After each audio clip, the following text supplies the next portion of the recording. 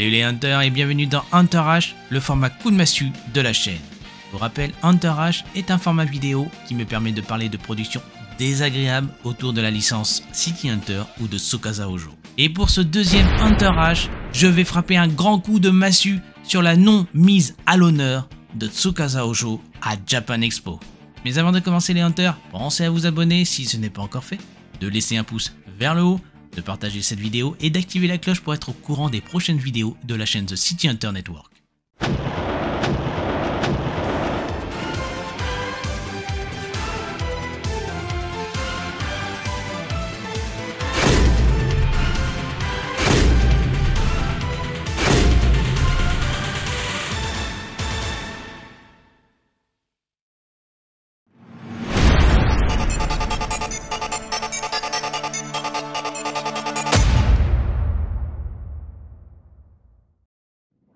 Comme pour beaucoup d'entre vous, je me suis rendu à Japan Expo qui s'est déroulé du 13 au 16 juillet dernier au parc des expositions de Villepinte pour aller une nouvelle fois à la rencontre du mangaka Tsukasa Hojo. En 2010, j'avais déjà pu le voir et assister à sa conférence lors de Japan Expo en tant que visiteur. Et cette année, 13 ans plus tard, j'avais la possibilité de venir en tant qu'accrédité presse. Malheureusement, malgré tous mes efforts, je n'ai pu obtenir d'interview de Monsieur Hojo pour cause de créneaux très peu disponibles sur les 3 jours où il était présent. Mais cette Japan Expo, avec comme invité d'honneur Tsukasa Hojo, c'est un coup de massue de 100 000 tonnes, carton rouge. En effet, je trouve que personnellement les organisateurs de Japan Expo n'ont pas su, mis ou n'ont pas voulu mettre les moyens pour célébrer la venue de Tsukasa Hojo. J'ai eu la désagréable impression, à quelques exceptions près, d'avoir eu une redite de l'édition 2010. Pour rappel, durant ces 4 jours, nous avons eu droit à une exposition autour des œuvres de Tsukasa Hojo, certes très belle, tout en mettant en avant 2 animations, notamment celle du café Katsai où nous avions la possibilité de se prendre en photo devant ou derrière le comptoir des sœurs Kisugi, ou encore celle de pouvoir se prendre en photo devant, à côté ou derrière la Mini Cooper rouge, la célèbre voiture du duo iconique City Hunter.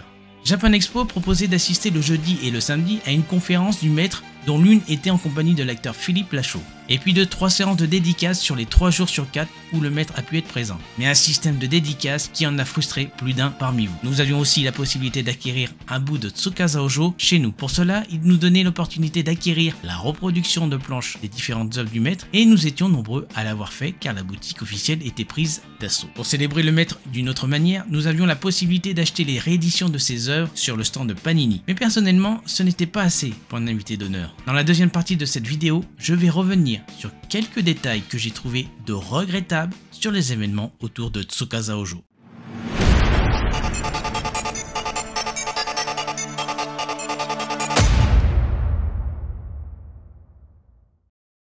Encore une fois, cela n'engage que moi. Mais Japan Expo n'a pas du tout assuré sur son invité d'honneur manga. Peut-être ou peut-être pas que parmi vous les Hunters, vous avez eu la même impression. Et pour cela, je vais revenir sur ce que j'ai personnellement trouvé de regrettable sur les événements du maître. Le jeudi 13 juillet, c'est le premier jour de l'édition 2023 de Japan Expo. Ce jour-là, nous avons la première conférence du maître qui va se consacrer uniquement à City Hunter, et cela en la présence de l'acteur Philippe Lachaud. Je rappelle que ce dernier a été convié à cette conférence par le maître lui-même. Cette conférence, j'ai eu l'impression d'être remonté en 2018, lors de la Comic Con de Paris, pour certaines questions déjà posées au maître et à Philippe Lachaud pour le film Nicky Larson et le parfum de Cupidon. Comme dévoilé lors de cette première conférence, Tsukasa Hojo lui-même a avoué qu'il n'était pas du tout présent et impliqué dans la conférence pour cause de jet lag. En revanche, carton rouge sur l'annonce de la sortie prochainement en France du film d'animation City Hunter Angel Dust, car l'info était déjà connue. Si vous passiez par le stand All the Anime, dès l'ouverture des portes de Japan Expo à 9h30, alors que la conférence se déroulait à 15h, il faudrait vraiment prévoir en amont de s'accorder entre organisateurs et stand, car ce qui aurait dû être une excellente annonce dévoilée lors de la conférence, cela a fait plutôt l'effet inverse pour une grande partie du public. La personne prévue pour la première conférence du jeudi a pu finalement être présent pour cette deuxième. Nous sommes en présence d'une personne qui n'a pas l'habitude d'animer une conférence. Des questions où tout fan de City Hunter connaît déjà plus ou moins la réponse. Bref, sur la fin, pour certaines questions, ça s'est un peu rattrapé. Mais bon, vaut mieux avoir une personne qui soit spécialisée sur Tsukasa Hojo, City Hunter ou encore sur son univers, et d'avoir des questions qu'on n'a pas entendues auparavant des dizaines de fois. Nouveau carton rouge, cette fois-ci sur le manque de produits dérivés autour de City Hunter. de Cat's Eyes, tels que des t-shirts, des artbooks, des CD soundtrack, voire pourquoi pas proposer en quantité limitée une édition spéciale Japan Expo de l'opening Whatever Come du groupe TM Network qui servira au prochain film d'animation City Hunter Angel Dust. Bref, Japan Expo aurait pu faire beaucoup mieux comme événement autour de Tsukasa Ojo.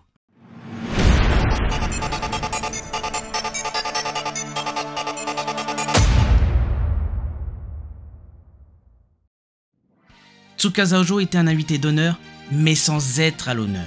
Encore une fois, les organisateurs n'ont pas eu l'envie ou n'ont pas voulu proposer de vrais événements autour du mec. C'est plus une redite de l'édition 2010, quasiment la même expo, les mêmes conférences, rien de neuf. Pour cette dernière partie de la vidéo, je vais vous soumettre ce qui, personnellement, pour moi, aurait dû être tenté et proposé par Japan Expo en termes d'idées ou d'événements s'adressant au public fan de City Hunter et de Tsukasa Ojo. Quand on nous annonce un invité d'honneur, personnellement, j'attends des organisateurs de proposer du contenu à la hauteur et au prix que coûte l'entrée du festival qui est de plus en plus cher d'année en année. Première idée dans la catégorie musicale, c'est cadeau. J'aurais aimé que l'on propose aux fans de City Hunter, à défaut du groupe TM Network, qui de toute façon n'aurait pas pu être dans les moyens de Japan Expo. Certes, nous avons eu le chanteur Jean-Paul Césari pour le côté des génériques français, mais ça manquait vraiment d'une personnalité japonaise en lien avec la série animée City Hunter.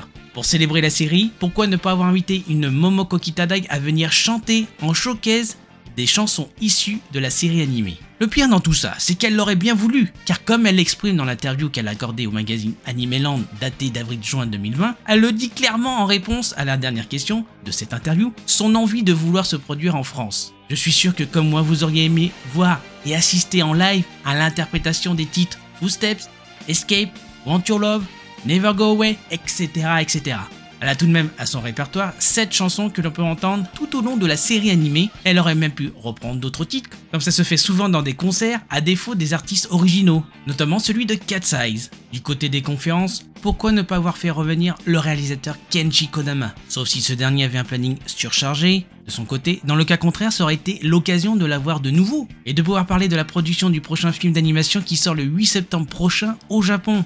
Et comme annoncé lors de la première conférence de Tsukasa Ojo, le film City Hunter Angel Dust sortira au cinéma en France en 2024. Ou encore le côté conférence, et si cela était possible financièrement pour Japan Expo, l'un des seiyuu de la série animée, soit Akira Kamiya, l'interprète de Ryo Saiba, ou alors Kazue Ikura, l'interprète de Kaori Makimura, ou alors du côté des Français, les comédiens Vincent Ropion et Daniel Doué, ou alors les 4 ensemble, en les faisant se rencontrer lors d'une conférence. Autre animation possible.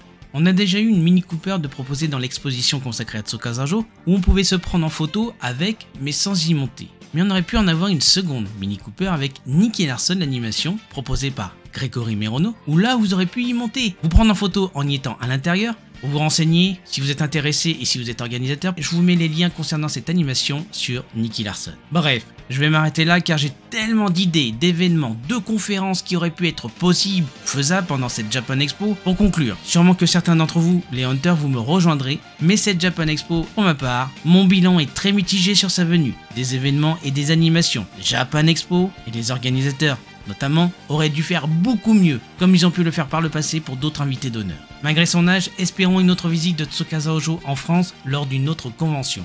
Et je l'espère avec de vrais événements et animations autour de lui et de ses œuvres. Car l'actu peut toutefois le permettre avec le prochain film d'animation City Hunter, la série live Cat's Eyes par TF1, le live action City Hunter par Netflix, ou pourquoi pas une suite de Nicky Larson avec un Nicky Larson 2 avec Philippe Lachaud. Merci les Hunters d'avoir regardé cette vidéo, n'hésitez pas à me laisser un commentaire pour dire ce que vous avez pensé des événements autour de Tsukasa Ojo à Japan Expo, de laisser un pouce bleu sur cette vidéo car c'est très important pour être le plus visible sur YouTube, merci de la partager et de vous abonner tout en activant la cloche pour être au courant des prochaines vidéos sur l'univers de City Hunter et de son auteur Tsukasa Ojo. A bientôt les Hunters.